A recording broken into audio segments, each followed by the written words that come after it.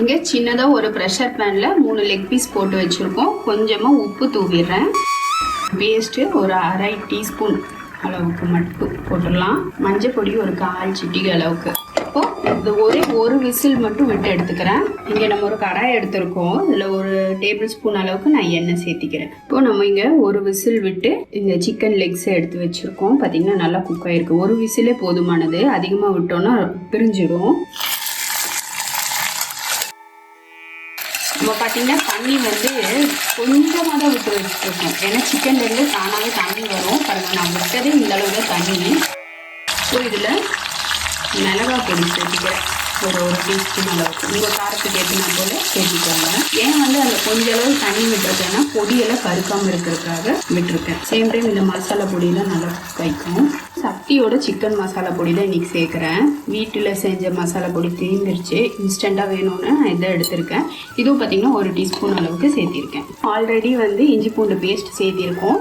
இப்போ இதோட கொஞ்சமாக ஒரு 1/4 டீஸ்பூன் அளவுக்கு திரும்பவும் சேர்த்திடலாம். நம்ம ஆல்ரெடி உப்பு போட்டு தான் வேக வச்சு வச்சுருந்தோம். இப்போ இந்த தண்ணியில் திருப்பி விட்டுருந்தோம். அந்த மசாலா பொடியில் நல்லா குக் ஆகட்டும்.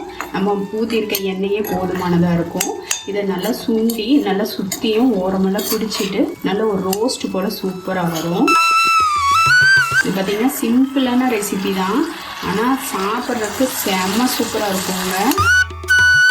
வீட்டில் இருக்க சின்ன இன்க்ரீடியன்ட், கொஞ்சமான இன்க்ரீடியன்ட்ஸை தான் நம்ம செய்கிறோம். ஆனால் பார்த்திங்கன்னா சாப்பிட்றதுக்கு ரொம்ப டேஸ்ட்டாக இருக்கும்.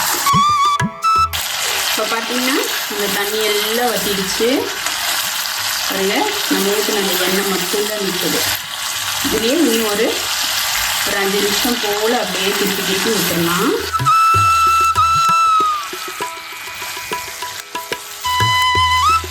அப்படின்னா நல்லா கோட்டிங் ஆகிடுச்சு. இந்த அளவுக்கு கோட் ஆகிருக்கு. நல்லா கீழே இருக்கிறதெல்லாம் எடுத்து மேலே கொஞ்சம் கீழே அந்த இஞ்சி பூண்டு விழுது போட்டனால பார்த்தீங்கன்னா லைட்டாக கீழே பிடிச்ச மாதிரி இருக்கும். ஒன்றும் பிரச்சனை இல்லை. ஆக்சுவலாக இது சாதத்தோட பிரச்சனை இன்னும் சூப்பராக இருக்கும்.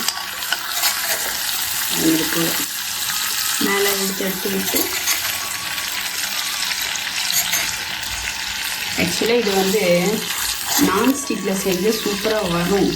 ஆனால் நம்ம நான்ஸ்டிக் தொடக்கூடாதுன்னு ஒரு கட்டுப்பாடாக நானும் இந்த 1 மாதமாக ட்ரை பண்ணிகிட்டு இருக்கேன். அதனால தான் நான் பத்தாட்டி இதிலே செஞ்சுட்ருக்கேங்க. கொஞ்சம் அப்படியே மெதுவாக நான்ஸ்டிக்கெல்லாம் விட்டுறலாம் அப்படின்னு ஒரு ஐடியா. முடியுமான்னு தெரியல, இருந்தாலும் பார்க்கலாம், ட்ரை தானே. ஆஃப் பண்ணுறதுக்கு கொஞ்சம் நேரம் முன்னாடி கொஞ்சமாக சீரகத்தூள். இது பார்த்திங்கன்னா கொஞ்சம் அந்த பச்சை வாசத்தோடையும் இருக்கும், ஆனால் சாப்பிட்றதுக்கு ரொம்ப சூப்பராக இருக்கும். அடுத்ததாக ஒரே ஒரு பிஞ்ச் அளவுக்கு சோம்புத்தூள். இதெல்லாம் வீட்டில் அப்பப்போ அடித்து வச்சுக்கணும். இதுதான் குருமிளகுத்தூள். அவ்வளோதாங்க. மேலே கொஞ்சமாக கொத்தமல்லி தலையாக தூங்கிக்கலாம். இப்போ ஃப்ளேமை ஆஃப் பண்ணிவிட்டு இதெல்லாம் நம்ம அப்படியே கலந்து வைக்கணும்.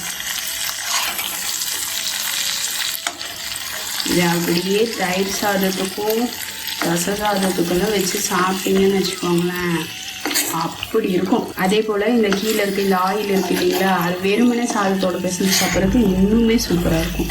இதில் நம்ம என்ன போட்டோம், வெங்காயம் போட்டோமா, தக்காளி போட்டோமா, ஒன்றுமே போடலைங்க. வெறும் வீட்டில் இருக்க கொஞ்சம் இன்க்ரீடியண்ட்டை வச்சு தான் செய்திருக்கோம். அதை பார்த்தீங்கன்னா செம்ம சூப்பராக செஞ்சுட்டோம். வித்தின் 10 மினிட்ஸ்ன்னு சொல்லலாம், தாராளமாக கேரண்டியாக சொல்லலாம். ஏன்னா நம்ம சிக்கனை ஒரே ஒரு விசில் தான் விட்டோம். மினிமம் 3 மினிட்ஸ் கூட ஆகல, நமக்கு சிக்கன் வெந்தாச்சு. ஒரு விசில் போதும். நான் திரும்பவும் சொல்கிறேன், 2-3 விசில் எல்லாம் விட்டுட வேணாம், ஒரு விசில் போதும். அவ்வளோதாங்க. நம்ம செய்த இந்த ரெசிபி உங்களுக்கு பிடிச்சிருந்தா லைக் பண்ணுங்க, ஷேர் பண்ணுங்க, மறக்காம மை ஃபர்ஸ்ட் வியூ சப்ஸ்கிரைப் பண்ணுங்க. பெல் ஐக்கானோட ஆளுங்கிற ஆப்ஷனை கிளிக் பண்ண மறந்துடாதீங்க. இது வரைக்கும் வீடியோவை பொறுமையாக பார்த்ததுக்கு ரொம்ப நன்றி ஃப்ரெண்ட்ஸ். அதே போல் ட்ரை பண்ணி பார்த்துட்டு எப்படி இருக்குது கமெண்ட் செக்ஷனில் போஸ்ட் பண்ணீங்கன்னா இன்னும் கூட கொஞ்சம் சேனலை இம்ப்ரூவ் பண்ணுறதுக்கு ஹெல்த்தியாக இருக்கும். தேங்க்யூ.